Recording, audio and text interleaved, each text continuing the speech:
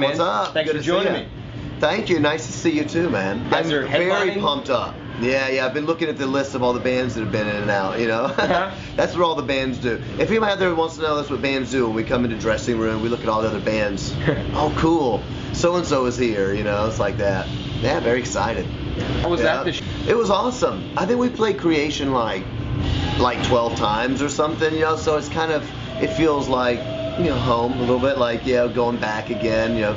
They were one of the first festivals we ever played at in our whole career, so going to headline was a little like, you know, it's a little dreamy, if you want, a little like, check it off the list. validation that, you know, all right, now we're doing it. Exactly, yeah, it's very cool.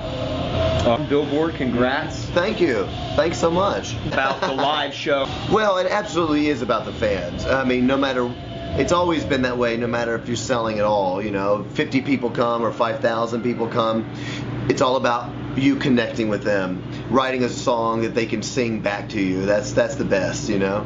But yeah, you can't help but look at numbers, and you want to know how you're doing. Mm-hmm. And I remember that, you know, you mentioned our last record, the hit number 2.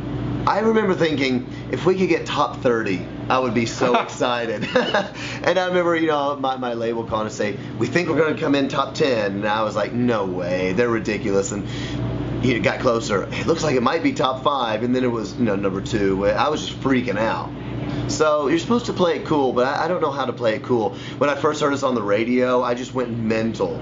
And it was right after they played One by Metallica. So it was kind of like, I was just listening to the radio, and One was on, which I love, of course, and then, you know, Monster came on, and I just freaked out. It was like a little girl calling on my friends. We're on the radio, man! But it's time to hang it up, yeah, man. You know, you gotta be fans of yourself. I think so too. I think a lot of people, you know, they want to play it down because you want to look cool, but there's no way you can't get excited when you meet Lars. You know, or I met Lars a couple years ago. You know, it was one of those. I met Tommy Lee 2 weeks ago. We played with Motley Crue for the first time, and I just told him, I'm like, you guys are going to need extra security backstage for me. You know, if if the crew walks in, I'm going to freak. You know, so yeah, I think you got to keep a little bit of that. It's that just love of rock and roll, you know, love of the game kind of mentality. Mm-hmm. And that's the reason I love playing live so much, you know, as you asked. It's all about going up there and leaving it on the stage, you know, and that excitement of these people paid and I want them coming back. And I want them leaving like this, you know. Mm-hmm. Oh my gosh, that was awesome, you know. Oh, they want you 15 like feet away. Awesome? No, yes. It's not a 15-foot flame. It's a 30-foot flame. But, all right. It's up in the air. All right. Okay. No, yeah, you know, we put a lot into our show. I have that Kiss mentality. You know what I mean? Yes. Like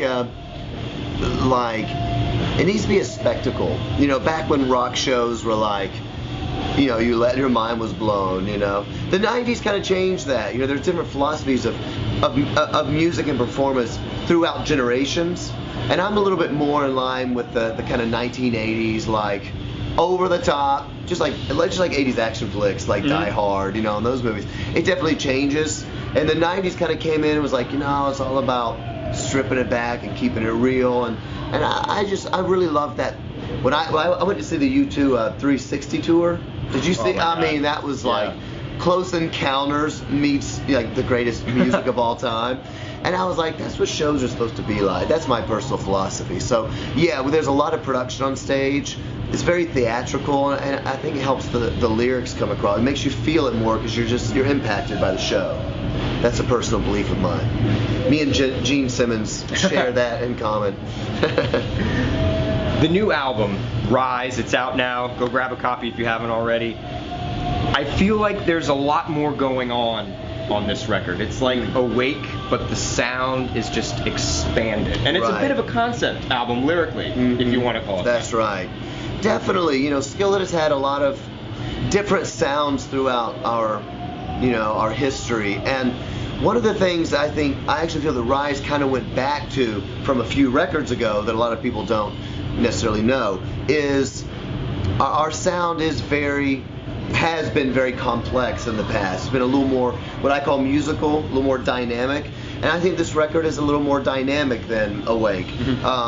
There's a lot of keyboard programming and a lot of string orchestration and things happening, and I think that's kind of a little bit unique to Skillet.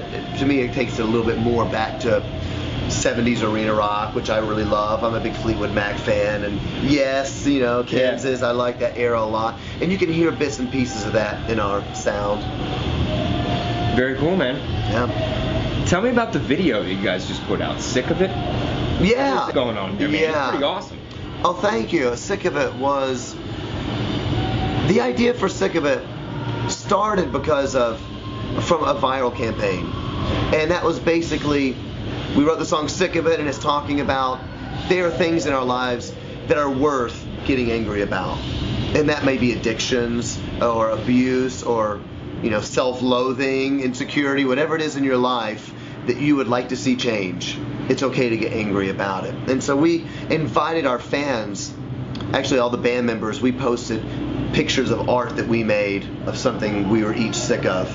And we invited fans to do that. I thought it was really cool because so much in music, it's all about the way the singer feels. You know, I feel this, I feel that, I'm going through this. And I thought, I want to hear what our fans are sick of. You know, I want to know what you're going through. And so you can go to it and there's like thousands of people turning in their own pictures of what they're sick of. And that is what the video kind of, you know, spawned off of that, which was that we are going through life, but we have something that's maybe hidden, you know, that you don't know about. And so the video, that's why people are going through their kind of mundane lives, and then they look in the mirror, all of a sudden something pops up on their forehead, like, you know, depression, and it says it, or whatever. And when they kind of raise their hands, they're kind of sent to the rock world where Skill is playing, this arena full of people that are all kind of, I guess, letting go of all of these things they're sick of, and it's supposed to be like a, you know, an experience where it's being drawn out of them. So that was the idea for the video. It's a little bit metaphysical. Perfectly. You know, oh, good. It's the rock. That's right. That's what I think music, so it does for me. Well, I'm looking at my watch here. We got to wrap up this interview, and in just a couple days, August 11th, Sound of Madness. No, Carnival. Yes. Skillet. Absolutely. The only thing I would be more excited about would maybe be being on the Sound of Madness tour with Metallica. But yes, very excited about it. Great list of bands. And in fact, you know, we've toured with Shinedown and Papa Roach in the past, so we're good friends. I love the bands. I think it's going to be an absolutely awesome tour, playing new music and having a good time. Rock it out. Yeah. Headline with Shinedown, Papa Roach. It kicks Woo! off. Yes.